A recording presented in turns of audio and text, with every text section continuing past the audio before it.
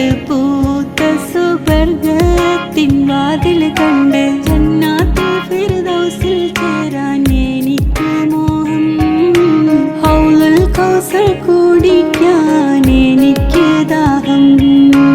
ഹജ്ജിന്റെ രാവിൽ ഞാൻ കഅബം കിനാവ് കണ്ട് ഷജറത്ത്